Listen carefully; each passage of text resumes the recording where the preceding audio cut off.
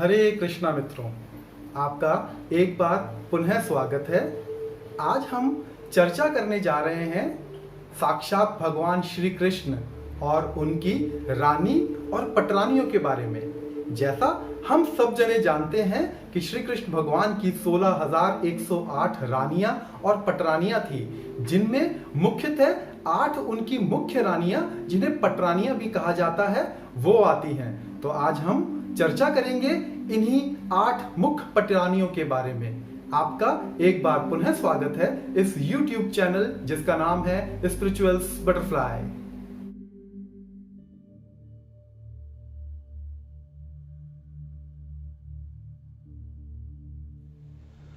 दोस्तों, आज हम बात करने जा रहे हैं श्री कृष्ण भगवान और श्री कृष्ण भगवान की 8 मुख्य रानियों के बारे में।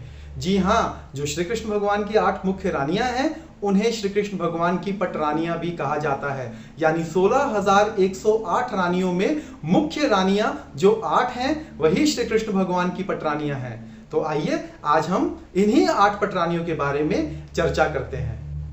सर्वप्रथम जो श्री कृष्ण भगवान की पटरानी है उनका नाम है श्रीमती रुक्मणी। जी हाँ, रुक्मणी जी साक्षात लक्ष्मी देवी का अवतार हैं और हम सबने ये कहानी छोटेपन में या बड़े में सुनी होगी कि कैसे श्री कृष्ण भगवान ने रुक्मणी जी का हरण किया और रुक्मणी जी से विवाह किया। तो हम इस विषय में ज्यादा चर्चा ना करते हुए हम आगे बढ़ेंगे और हम बात करेंगे श्री कृष्ण भगवान की दूसरी पटरानी, और दूसरी पटरानी का नाम है जामवंती। जी हाँ, ये जामवंती जी जामवंत जी की बेटी थी। ये वही जामवंत जी हैं जिन्होंने त्रेता युग में श्री रामचंद्र भगवान की सेवा की थी, और श्री रामचंद्र भगवान जब वापस साकेत धाम पधार रहे थे तब उन्होंने जामवंत जी को यह आशीर्वाद दिया था कि वो द्वापर के आखिर तक इस धरती के ऊपर रहेंगे और द्वापर के आखिर में वो पुनः जामवंत जी को दर्शन देंगे। तो यही कारण था कि जामवंत जी त्रेता युग से द्वापर युग तक थे और इन्हीं की बेटी जामवंती हैं जिन्होंने श्री कृष्ण भगवान से विवाह किया और ये बनी श्री कृष्ण भगवान की दूसरी पटरानी। श्री कृष्ण भगवान की तीसरी पटरानी, श्री कृष्ण भगवान की तीसरी पटरानी का नाम था सत्यभामा। सत्यभामा सत्राजित की बेटी थी। ये सत्राजित वही थे जिनके पास सम्यक्तक नामक मणि थी जो सूर्य देवता ने इन्हें भेंट के रूप में प्रदान की थी, और ये वही सत्राजित हैं जिन्होंने सम्यक्तक मणि की चोरी का इल्जाम श्री कृष्ण भगवान पर लगाया था। जब बाद में श्री कृष्ण भगवान ने सम्यक्तक मणि को ढूंढकर सत्राजित को वापस किया, तब सत्राजित को अपने कार्य पर पछतावा हुआ और उन्होंने इस कार्य के प्रायश्चित के रूप में वो सम्यक्तक मणि के साथ अपनी बेटी सत्यभामा का विवाह भी श्री कृष्ण भगवान के साथ किया। इस तरह सत्राजित की बेटी सत्यभामा श्री कृष्ण भगवान की तीसरी पटरानी बनी। श्री कृष्ण भगवान की चौथी पटरानी। जी हाँ, श्री कृष्ण भगवान की चौथी पटरानी का नाम है कालिंदी। इन्हें साक्षात यमुना भी कहा जाता है। तो कालिंदी जी के बारे में एक कहानी आती है कि किस तरीके से कालिंदी जी की शादी श्री कृष्ण भगवान से हुई। जब श्री कृष्ण भगवान हस्तिनापुर के अंदर थे तो एक बार अर्जुन के साथ रथ पर सवार होकर वो जंगल में शिकार खेलने के लिए निकले। शिकार खेलते खेलते वो काफी दूर चले गए और शिकार खेलते खेलते अर्जुन थक गया था। तो अर्जुन ने श्री कृष्ण भगवान से प्रार्थना की कि थोड़ी देर विश्राम कर लिया जाए, और दोनों श्री कृष्ण भगवान और अर्जुन दोनों यमुना के तट पर अपने हाथ पैर धोकर वहां से अपनी जल से प्यास बुझाकर यमुना के तट पर बैठ गए। उसी दौरान श्री कृष्ण भगवान की नजर एक बहुत रूपवती स्त्री के ऊपर पड़ी जो यमुना के तट के ऊपर बैठी हुई थी। श्री कृष्ण भगवान ने अर्जुन को कहा कि जाकर उस स्त्री से पूछो कि वो कौन है और उसका यहां होने का प्रयोजन क्या है।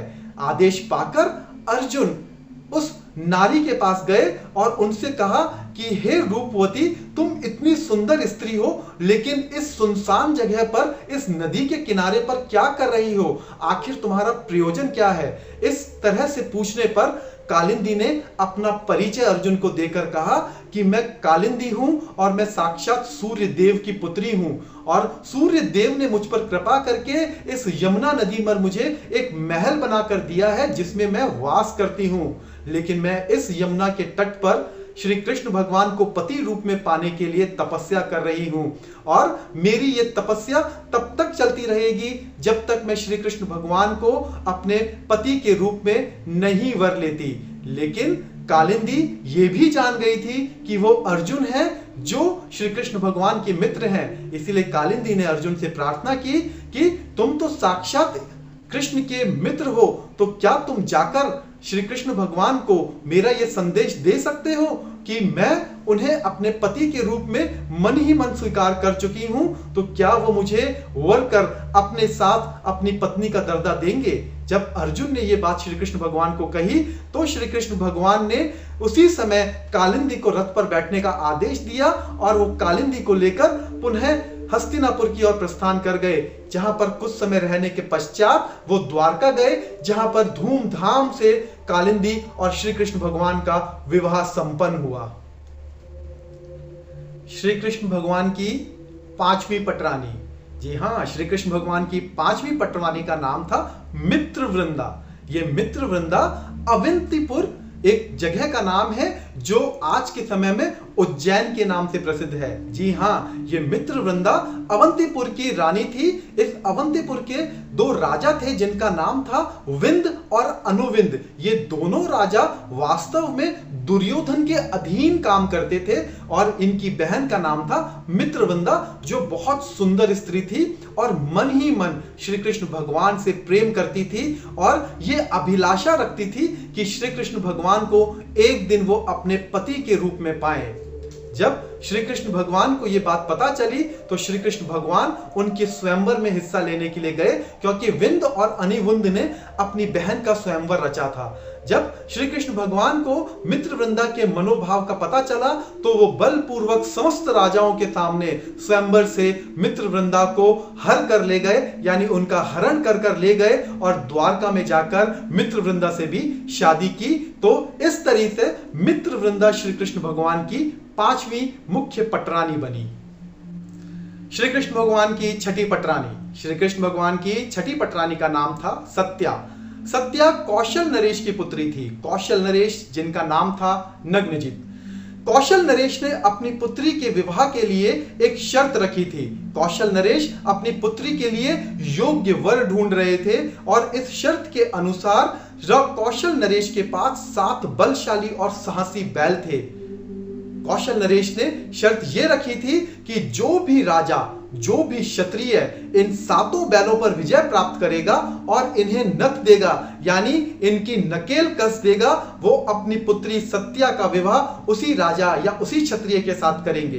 बहुत सारे राजाओं और बहुत सारे क्षत्रियों ने उन 7 बैलों पर नकेल कसने की कोशिश की, लेकिन हर बार असफल हो गए। यही सूचना जब श्री कृष्ण भगवान को द्वारका में मिली तो श्री कृष्ण भगवान द्वारका से कौशल नरेश के घर पधारे, महल पधारे, और जब कौशल नरेश को श्री कृष्ण के आगमन की सूचना मिली तो कौशल नरेश बहुत प्रसन्न हुए। उन्होंने श्री कृष्ण भगवान का आदर सत्कार किया, ऊंचे सिंहासन पर बैठाया और उनकी बहुत आवभगत की, क्योंकि हृदय से कौशल नरेश श्री कृष्ण भगवान के परम भक्त थे और संबंध स्थापित करना चाहते थे। श्री कृष्ण भगवान ने जब उनके सम्मुख ये बात रखी कि वो उनकी पुत्री सत्या से विवाह करना चाहते हैं, इस पर नग्नजित बहुत प्रसन्न हुए, लेकिन उन्होंने श्री कृष्ण भगवान को अपनी रखी हुई शर्त बताई कि मैंने ये शर्त सबके सामने रखी है कि जो इन 7 बैलों को नथ देगा, जो 7 बैलों की नकेल कस देगा, मैं अपनी बेटी की शादी उसी से करूंगा। सत्या भी श्री कृष्ण भगवान को बहुत पसंद करती थी और चाहती थी कि श्री कृष्ण भगवान ही उनके पति बने। श्री कृष्ण भगवान से अत्यंत प्रेम करने के कारण सत्या भी मन ही मन श्री कृष्ण भगवान से यह प्रार्थना करने लगी कि हे प्रभु, कैसे भी कर कर आप उन 7 बैलों को नथ दीजिए और मुझे अपनी पत्नी के रूप में स्वीकार कीजिए। जब श्री कृष्ण भगवान ने कौशल नरेश की इस शर्त पर अपनी हामी भरी तो कौशल नरेश भी बड़े प्रसन्न हुए, क्योंकि वो जानते थे कि श्री कृष्ण भगवान साक्षात भगवान हैं। और उन्होंने साथ में श्री कृष्ण भगवान से प्रार्थना की कि मैं ये चाहता हूं कि आप 7 बैलों को नथ दें ताकि मेरी पुत्री का विवाह आपसे हो सके, क्योंकि इस पूरे त्रिलोक में आपके जैसा योग्य वर कोई नहीं हो सकता। श्री कृष्ण भगवान ने खुद को 7 रूपों में विभक्त किया और अपना हर एक रूप एक बैल के साथ लड़ने के लिए लगा दिया और इस तरीके से श्री कृष्ण भगवान ने 7 बैलों पर विजय प्राप्त की और 7 बैलों को नथ दिया, 7 बैलों की नकेल कस दी। जब श्री कृष्ण भगवान ने 7 बैलों को हरा दिया और 7 बैलों की नकेल कस दी तो कौशल नरेश बड़े प्रसन्न हुए और उन्होंने बड़े धूमधाम से सत्या और श्री कृष्ण भगवान का विवाह किया। विवाह में उन्होंने बहुत सुंदर आभूषण दिए, कई हजार घोड़े और गाय दी, बहुत सारी दासियां दहेज के रूप में दी और बहुत प्रेम पूर्वक अपनी बेटी को श्री कृष्ण भगवान के साथ द्वारका के लिए विदा किया। श्री कृष्ण भगवान की 7वीं पटरानी। श्री कृष्ण भगवान की 7वीं पटरानी का नाम था भद्रा। ये भद्रा श्री कृष्ण भगवान की बुआ की पुत्री थी। श्री कृष्ण भगवान की बुआ जिनका नाम था श्रुति कीर्ति। जी हां, श्री कृष्ण भगवान की एक और बुआ थी कुंती के अलावा, उनका नाम था श्रुति कीर्ति। तो श्रुति कीर्ति की जो पुत्री थी उनका नाम भद्रा था। इन्हीं श्रुति कीर्ति का विवाह कैकेयी प्रदेश के राजा के साथ हुआ था। जो भद्रा थी वो भी श्री कृष्ण भगवान से अत्यंत प्रेम करती थी और जब उन्होंने अपनी इच्छा अपने भाई के सम्मुख रखी तो भाई ने प्रेम पूर्वक अपनी बहन भद्रा का विवाह श्री कृष्ण भगवान से किया और खुशी खुशी अपनी बहन भद्रा को श्री कृष्ण भगवान के साथ द्वारका के लिए विदा किया था। श्री कृष्ण भगवान की 8वीं पटरानी। श्री कृष्ण भगवान की 8वीं पटरानी का नाम था लक्ष्मणा। ये लक्ष्मणा मद्रास प्रदेश के राजा की पुत्री थी। लक्ष्मणा भी श्री कृष्ण भगवान से प्रेम करती थी। श्री कृष्ण भगवान के बारे में इन्होंने इतना सुना था कि सुन सुनकर श्री कृष्ण भगवान के प्रति इनके हृदय में प्रेम उत्पन्न हो गया था। मद्रास प्रदेश के राजा ने अपनी पुत्री लक्ष्मणा के लिए एक बार स्वयंवर का आयोजन किया और जब श्री कृष्ण भगवान को लक्ष्मणा के मन की बात पता चली, लक्ष्मणा के मनोभाव के बारे में पता चला, तो श्री कृष्ण भगवान ने बलपूर्वक स्वयंवर की भरी सभा से समस्त राजाओं के बीच से लक्ष्मणा का हरण किया और लक्ष्मणा को लेकर द्वारका गए। इसी तरह से लक्ष्मणा श्री कृष्ण भगवान की 8वीं पटरानी के रूप में विख्यात हुई। दोस्तों, तो ये थी श्री कृष्ण भगवान की 8 मुख्य पटरानियां। इसके अलावा श्री कृष्ण भगवान की 16,100 रानियां भी थी। ये 16,100 रानियों को श्री कृष्ण भगवान ने भौमासुर के महल से छुड़ाया था। भौमासुर ने अलग अलग राजाओं पर विजय प्राप्त की थी और जितने भी राजा थे उनकी पुत्रियों को अपने महल में कैद कर लिया था।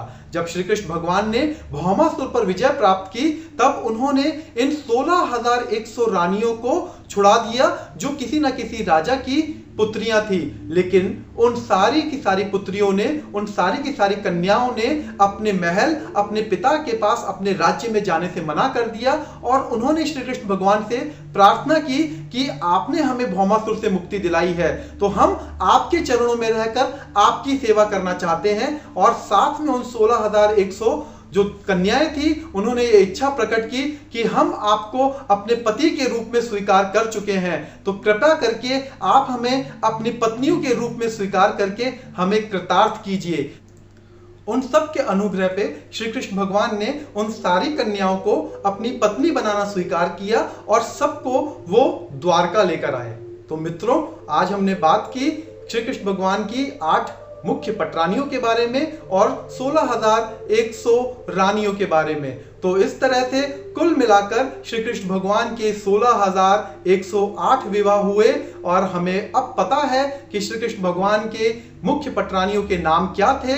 श्री कृष्ण भगवान की 8 पटरानी और 16,100 रानियों का वर्णन श्रीमद् भागवतम के 10वें स्कंद के 55, 56, 57 और 58 अध्याय के अंदर आता है। अगर आपको हमारा ये प्रयास पसंद आ रहा है तो कृपया कर इस चैनल को सब्सक्राइब कीजिए और वीडियो को लाइक और शेयर कीजिए। आपका एक बार पुनः बहुत बहुत धन्यवाद हमारे मनोबल को बढ़ाने के लिए। हरे कृष्णा।